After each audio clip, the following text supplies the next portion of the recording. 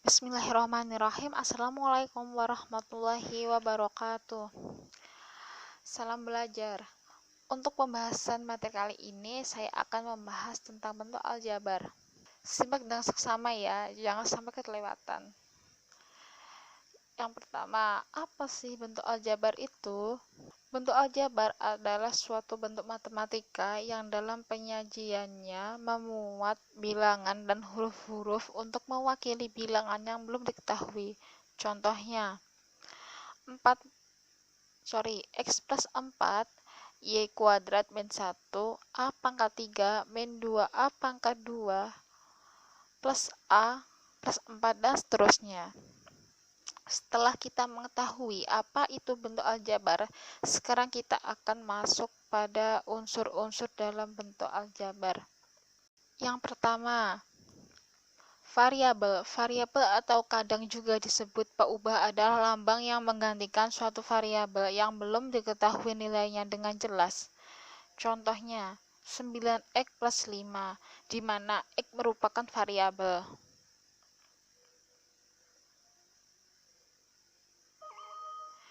Yang kedua yaitu konstanta. Konstanta adalah sebuah bilangan yang tidak mengandung variabel dan sudah diketahui nilainya dengan jelas.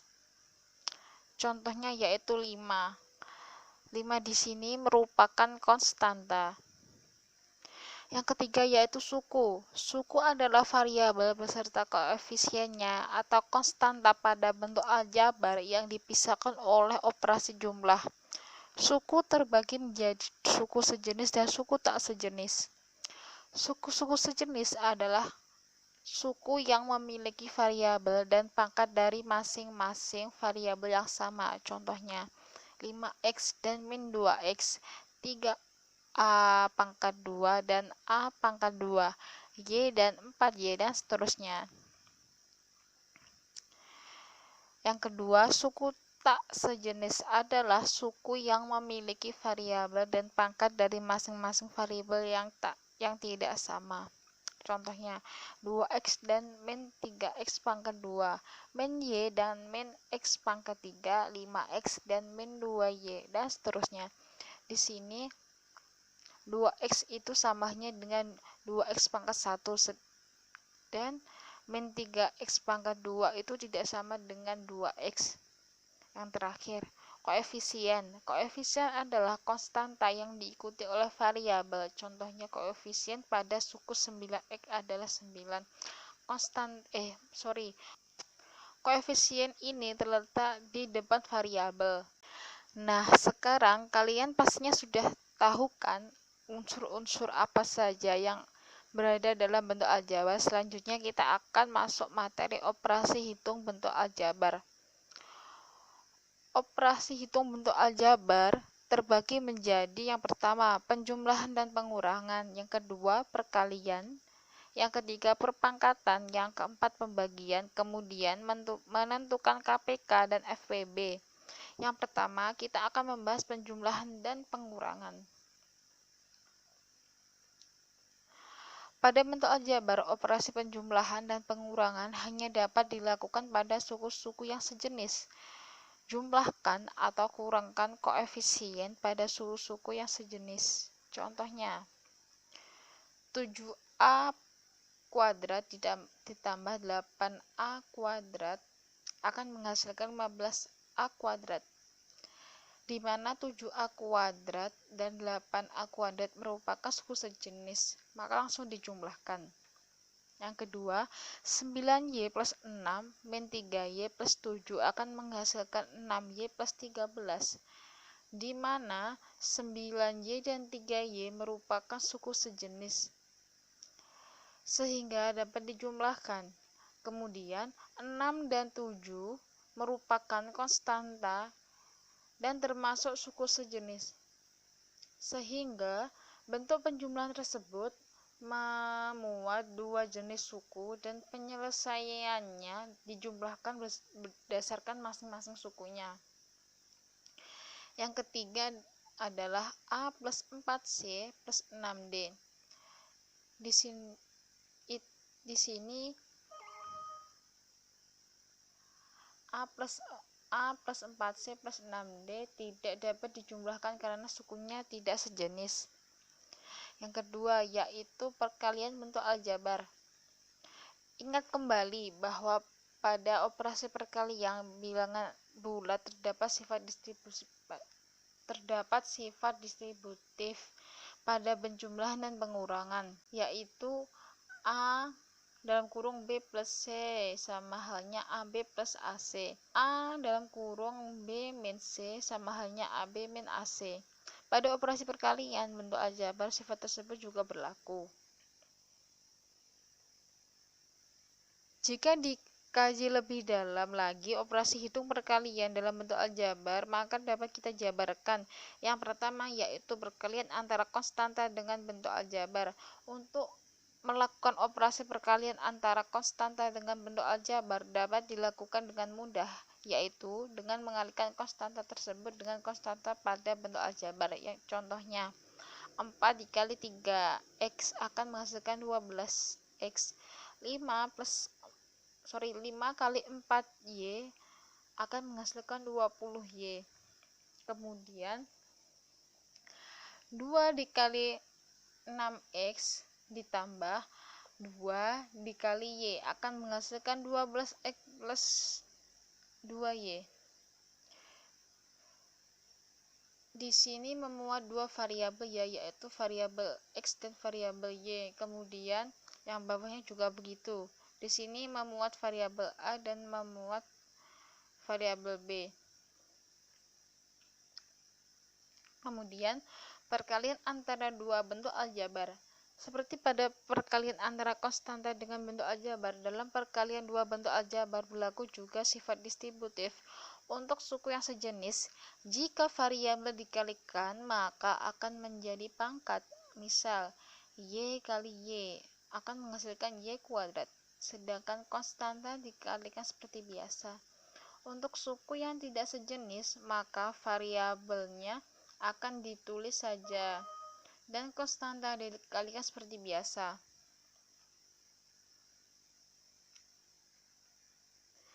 Kemudian di dalam perkalian terdapat 3 tipe perkalian suku. Yang pertama, perkalian satu suku dengan dua suku di mana dapat dirumuskan AX dalam kurung BX plus CY. Untuk mengoperasikannya, kita akan mengalihkan satu suku dengan suku yang pertama, yaitu AX dikali BX.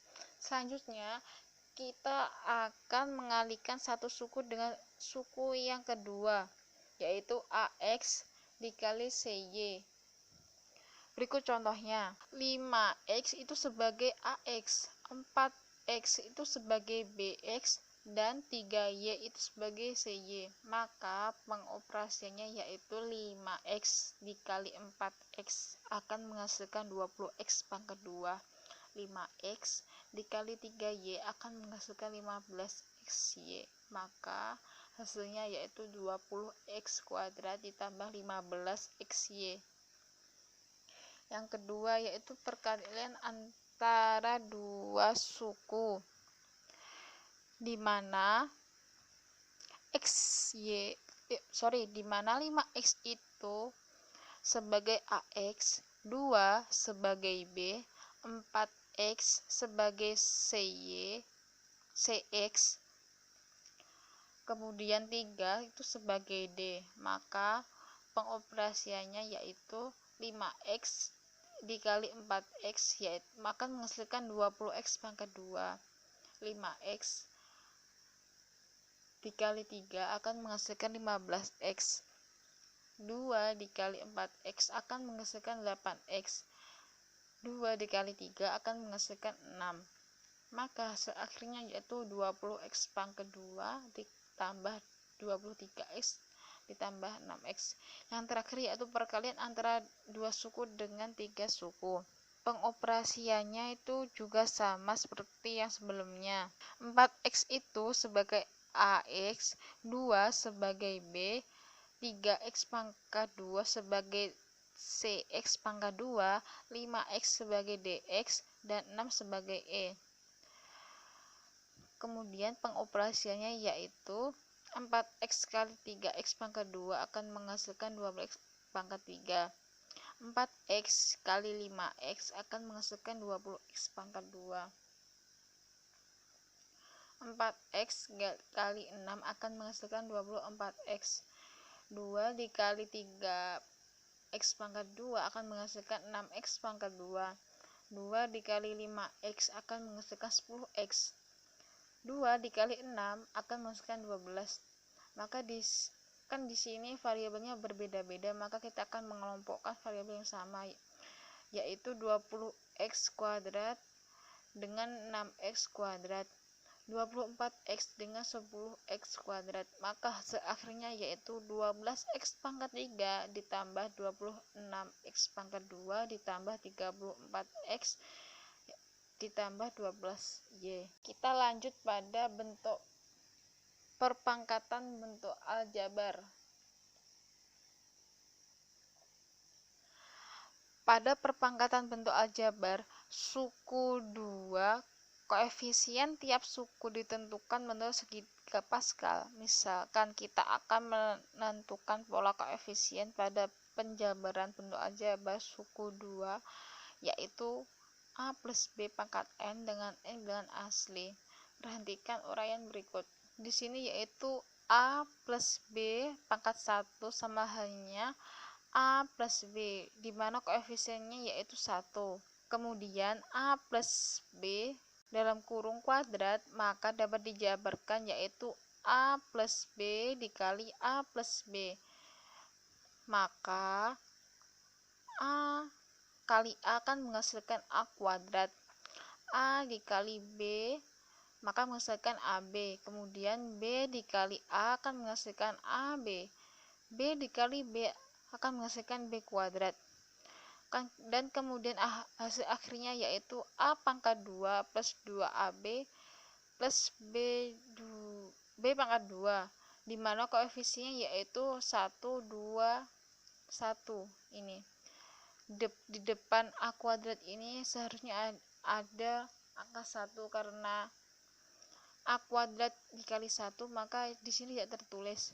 Kemudian di sini 2, yaitu ini, dan yang terakhir yaitu 1. Dan begitu juga untuk A plus B pangkat 3 dan seterusnya.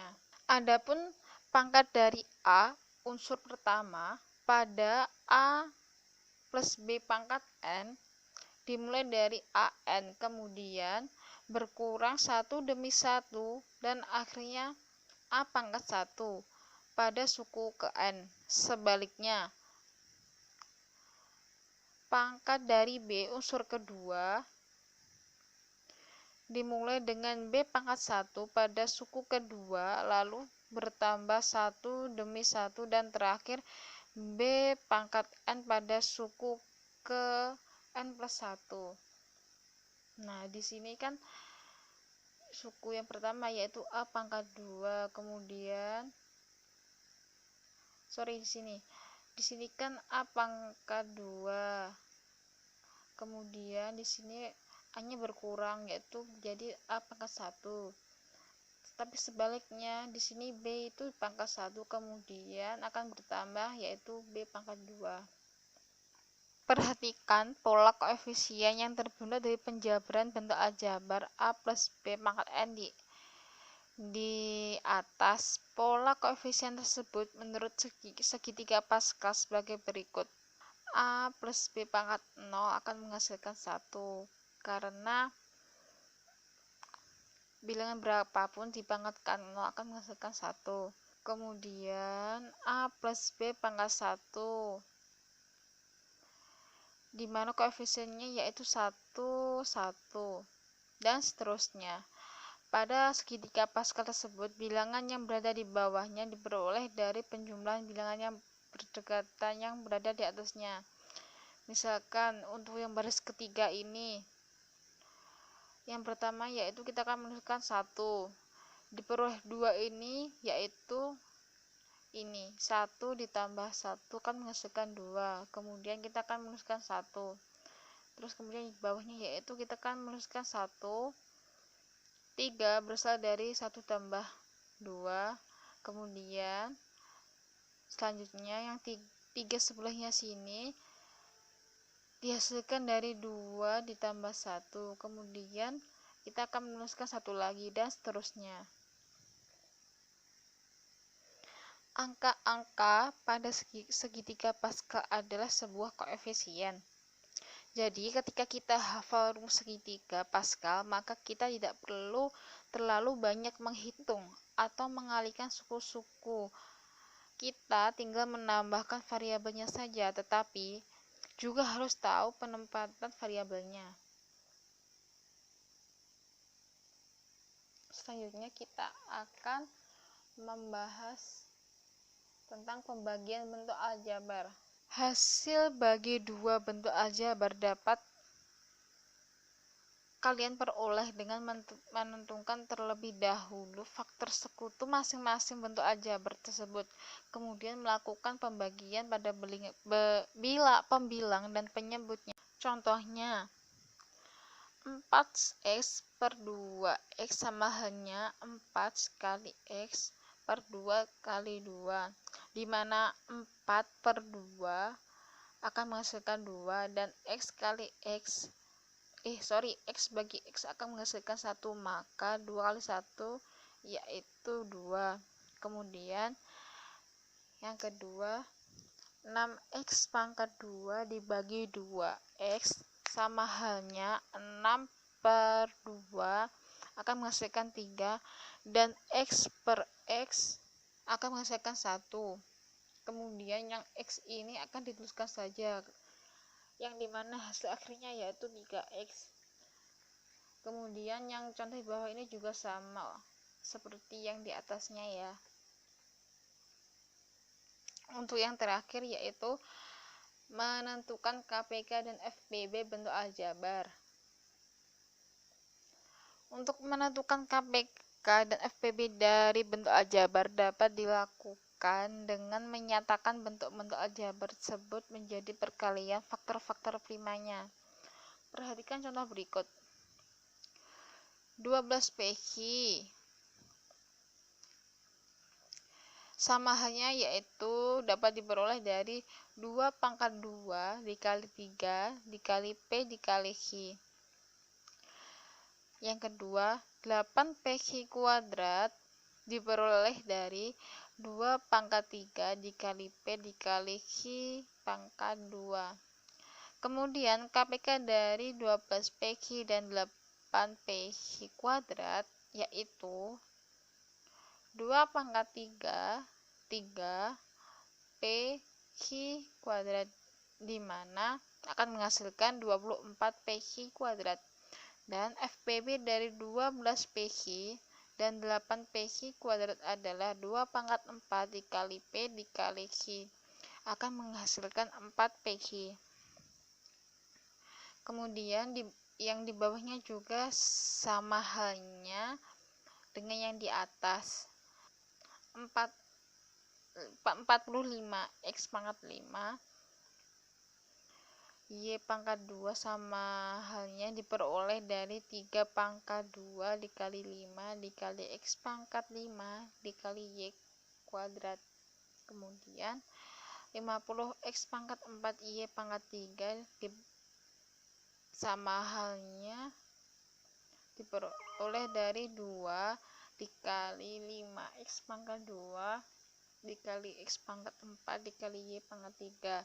KPK dari 45X pangkat 5 Y pangkat 2 dan 50X pangkat 4 Y pangkat 3 adalah 2 dikali 3 pangkat 2 dikali 5 pangkat 2 dikali X pangkat 5 dan dikali Y pangkat 3 yang menghasilkan 450X pangkat 5 Y pangkat 3. Kemudian FPB dari 45X pangkat 5 Y pangkat 2 dan 50X pangkat 4 Y pangkat 3 adalah 5 kali X pangkat 4 sekali Y pangkat 2 akan menghasilkan 5x pangkat 4 Y pangkat 2. Oke, ini adalah materi terakhir pada pembahasan kali ini ya. Semoga kalian paham dengan apa yang saya sampaikan. Akhiron, wassalamualaikum warahmatullahi wabarakatuh. Salam belajar.